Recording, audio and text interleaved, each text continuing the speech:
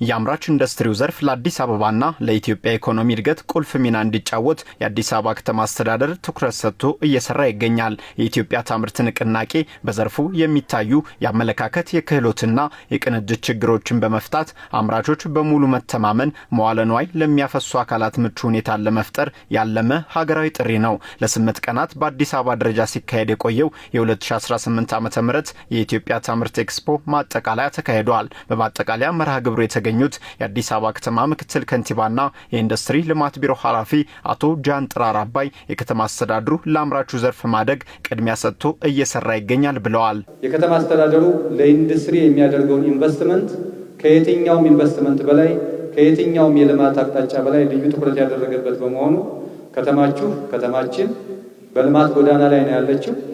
ከፍተኛ የሆነ የልማት አብዮት ውስጥ የገባች ከተማ ናት።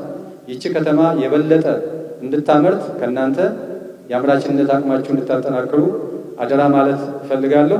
የኢትዮጵያ ታምርት ንቅናቄን በፋይናንስ፣ በሰው ኃይል፣ በመሰረተ ልማት፣ በገበያ ትስስርና በሌሎችም ዘርፎች በማገዝ ለዛሬ ውጤት ማብቃት ተችሏል ያሉት አቶ ጃንጥራር የአምራቹ ዘርፍ የታለመለትን ግብ ይመታ ዘንድ የፖሊሲ ማሻሻያ በማድረግና አደረጃጀቶችን በመፍጠር በአምራቹ የሚነሱ ጥያቄዎችን የመመለሱ ተግባር ተጠናክሮ ይቀጥላል ብለዋል።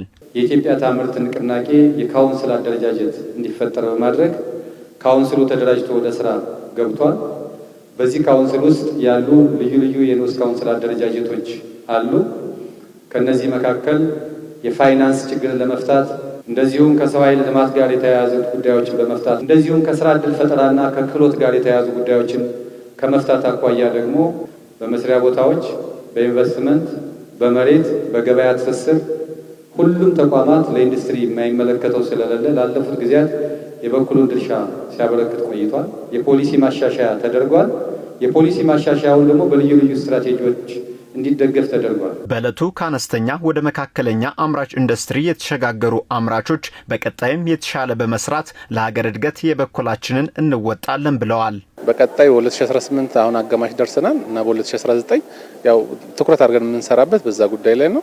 ያው ከመንግስት ጎን ሆነን መንግስትም እየደገፈን እኛ ደግሞ በቀጣይነት ኤክስፖርት አድርገን ዶላር የሚወጣውን ዶላር የማስቀረት ሀሳቦች አሉን። ምርቱን በማምረት መኖን በማምረት በስፋት ስርጭቱን በማስፋፋት አምራቾች ወተት፣ እንቁላል፣ ስጋ የሚያመርቱ አምራቾች ምርታቸው ጥሩ እንዲሆንላቸው ተጠቃሚ እንዲሆኑ የበኩላችንን አስተዋጽኦ ለማድረግ በጣም እየሰራን ያለ በዘርፉ ያለውን ችግር የመፍታቱ ተግባር ለመንግስት ብቻ የሚተው አለመሆኑን ያነሱት አቶ ጃንጥራር የግሉ ዘርፍም በትኩረት በመስራት ማደግ ይጠበቅበታል ሲሉ ገልጸዋል።